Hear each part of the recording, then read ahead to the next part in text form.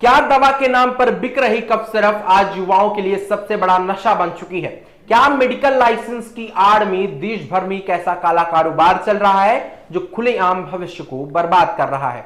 और सबसे बड़ा सवाल यह है, क्या यह सिर्फ अवैध तस्करी है या सिस्टम की खामोशी का फायदा उठाकर खड़ा किया गया एक संगठित ड्रग साम्राज्य?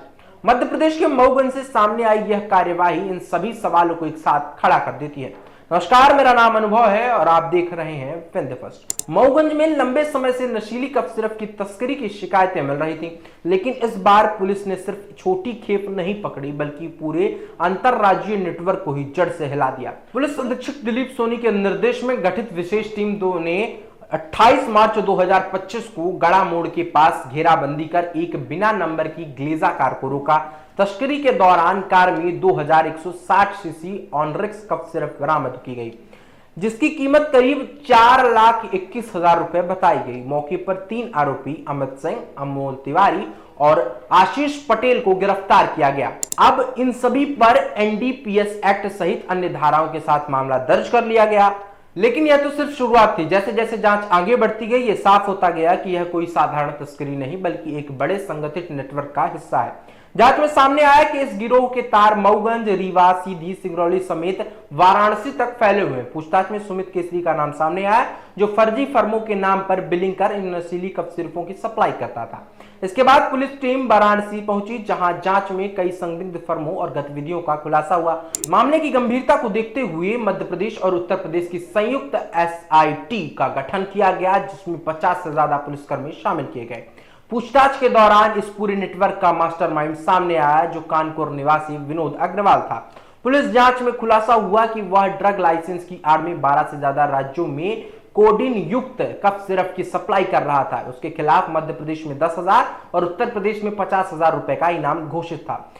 काफी समय तक फरार रहने के बाद आखिरकार उत्तर प्रदेश पुलिस ने उसे हरियाणा से गिरफ्तार कर लिया, जिसके बाद 9 मार्च 2026 को मऊगंज पुलिस ने उसे रिमांड पर लेकर पूछताछ के लिए ले आई। पूछताछ में आरोपी ने कई चौंकाने वाले खुलासे किए। उसने बताया कि इसने सब डीलर सुमित केसरी को भारी मात्रा में नशीली कफ सिरप सप्लाई करता था, जो आगे मध्य प्रदेश के कई जिलों तक उसे फैलाता था।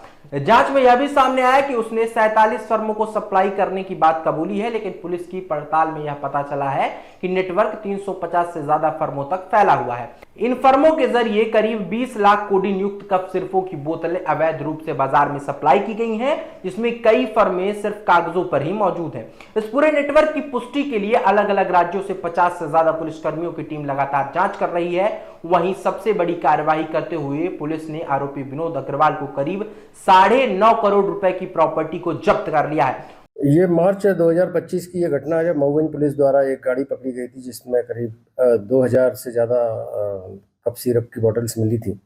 उसमें हमने मामला दर्ज किया था, उसका इन्वेस्टिगेशन किया गया और इस इन्वेस्टिगेशन में बहुत लोगों को इसमें गिरफ्तार किया गया। उसी कड़ी में एक सुमित केसरी नाम का एक जो कि बनारस का रहने वाला था, उस आरोपी को पकड़ा गया था।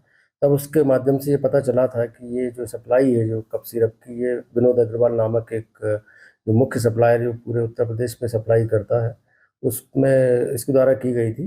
तभी से इसको आरोपी बनाया गया था और इसकी तलाश की जा रही थी।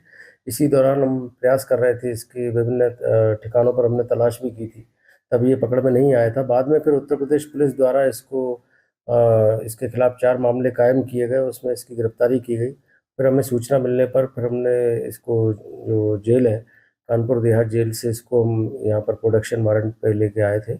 उससे पूछताछ करके अभी इन्वेस्टिगेशन चल रहा है और फर्दर हम क्या क्या कार्रवाई करेंगे, अभी इन्वेस्टिगेशन का मैटर है। और आगे भी जो भी इसमें अगर कोई और दोषी बनता है तो हम उसको निश्चित रूप से इस मामले में उसकी भी गिरफ्तारी करेंगे।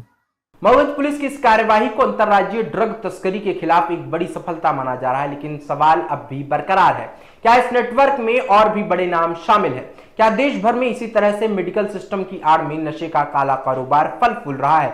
और क्या यह कार्रवाई युवाओं को नशे की गिरफ्त से बचा पाएगी या फिर ऐसे ही रह जाएगी?